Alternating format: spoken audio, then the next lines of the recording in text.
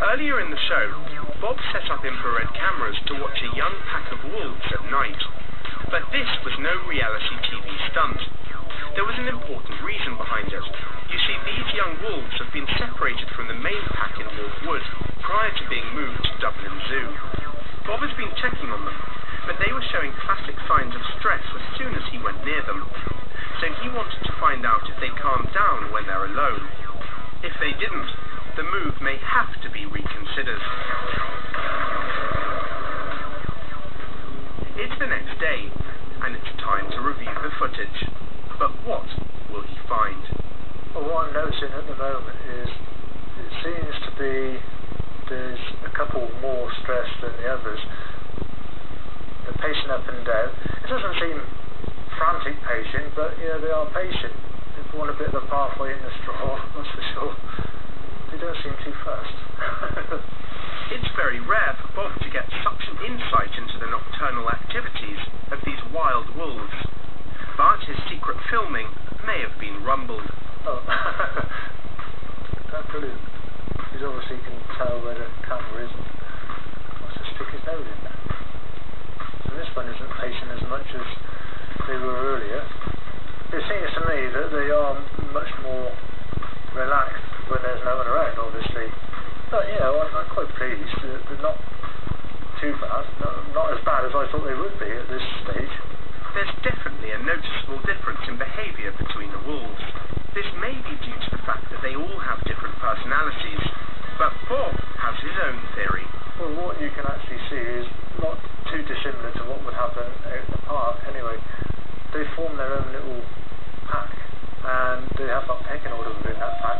Maybe the ones that are left in the box are quite relaxed, they're higher up, they're higher ranking than the ones out here pacing up and down in the pens. You know, it's nothing to worry about. I thought, you know, it's just nature.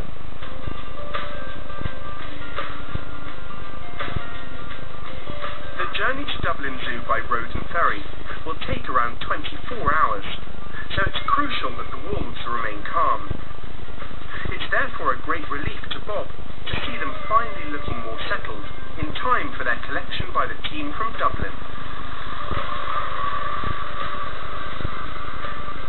We've done all the stressful side of things, you know, getting them in and separating them from the others. All that's out of the way, so, you know, it's just hopefully everything will go right and get them on their way. It's hard to sort of move your animals on, but we know for a while that, you know, we have to stop inbreeding and things like that. It'd be nice to get them in the boxes and on the way, yeah. The plan is to load the wolves into the transportation crates one at a time. That's it, okay.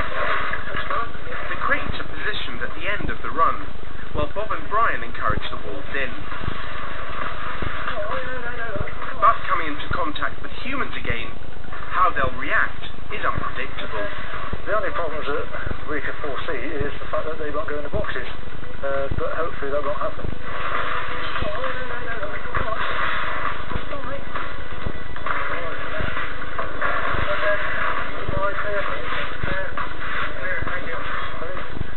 Once all the wolves are loaded, they'll begin their journey. Jerry Creighton from Dublin Zoo is in charge of the move. It's quite a long journey by road, so we plan to drive as far as Chester tonight. We'll stay in Chester Zoo just overnight, and then head for the ferry early in the morning, which is only an hour and a half drive from Chester Zoo. And when we get to Dublin, we're literally only 15-20 minutes from the zoo.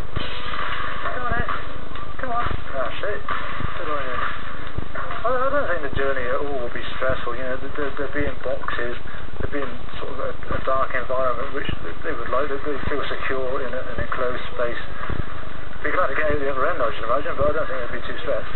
We'll have regular checks of them over the night time and just make sure everything is okay. We'll check them again before we set on the road again in the morning. We've done a lot of animal moves on them, and we're pretty confident that once they're in the boxes, they settle down. With most of the wolves loaded, the operation is nearly over. But the trickiest bit is always getting the last wolf into the crate. Alone in the house, it's feeling nervous and threatened. Go on, your mates. Go on. It's up to Bob to encourage him through the chute into the crate as quickly as possible. Go on, mate.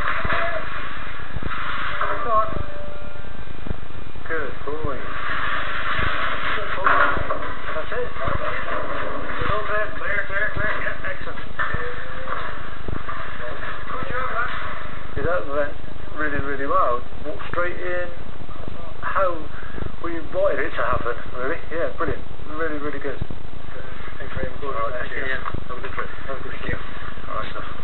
Thank you. You can hear that it's dead quiet now in the back in the lorry, so that's a very good indication that they just sit down, they'll rest, they'll be very calm, very, very relaxed, and then the next time that they'll see out of the boxes when they're in Dublin, so something to look forward to.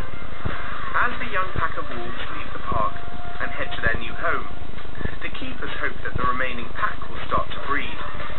We'll be returning to Wolfwood later in the series.